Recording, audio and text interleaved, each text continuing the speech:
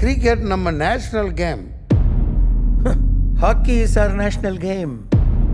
நம்ம நாட்டுக்கு நேஷனல் கேம்னு ஒன்று இல்லவே இல்லை சார்.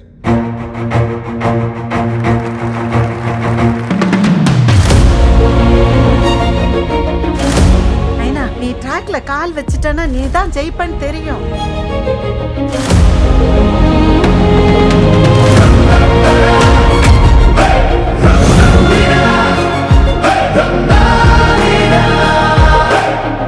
உங்க 2 பேரையும் ஆளாக்கி பயம் இல்லாம தூங்குற வீட்டுக்கு எப்ப போறோமோ அது வரைக்கும் இப்படிதான். என்கிட்ட ட்ரைனிங் வர பசங்க எல்லாம் மேக்ஸிமம் கஷ்டப்பட்ட ஃபேமிலியில தான் வருவாங்க. அதே சமயத்துல அவங்க கிட்ட இருக்கிற கான்ஃபிடன்ஸ் பாத்தீங்கன்னா நம்மளே மேல வைக்கும். தங்கமயிலு, நான் ஓடுற கடைசி நேஷனல் இது. எப்படியாவது ஜெயிச்சிருவேன்.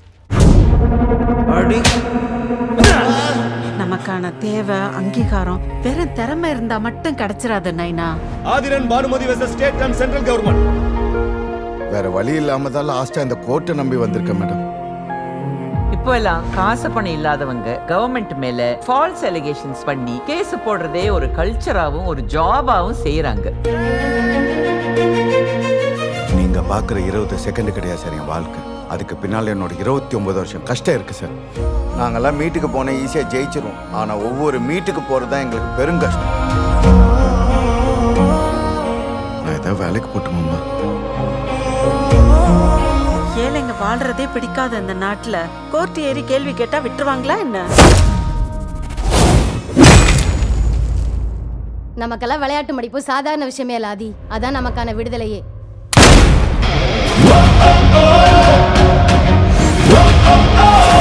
பாதிக்கப்பட்டவங்க கேள்வி கேட்காத வரைக்கும் நீங்க சொல்றதெல்லாம் சரின்னு நம்ப வைக்கிறது தான் மேடம் மிகப்பெரிய வயலன்ஸ். ஒரு விளையாட்டுத்துறை அமைச்சர் சாராயத்துறையை சேர்த்து பார்த்துக்கல. ஒரு சாராயத்துறை அமைச்சர் தான் விளையாட்டுத்துறையை சேர்த்து பார்த்துக்கிறார். ஏய், என்னதான்ப்பா உன் பிரச்சனை? ஸ்போர்ட்ஸ்ன்னு தட்டினாலே வெறும் கிரிக்கெட் நியூஸ் மட்டும்தான் இங்க வருது.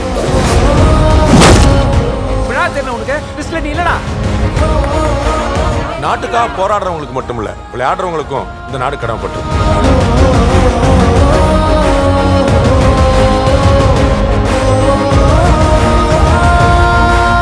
இதுங்களுக்கெல்லாம் கவர்மெண்ட் எவ்வளவு பண்ணாலும் இப்படிதான் ஏதாவது குறை சொல்லிண்டே இருப்பாங்க. அத்லெட்ல கோல்டுன்னு மார் தட்டின முக்காவாசி மெடலை வாங்குந்தே சோத்துக்கே வழி இல்லாத நீங்க சொல்ற இதுங்க தான் மேடம்.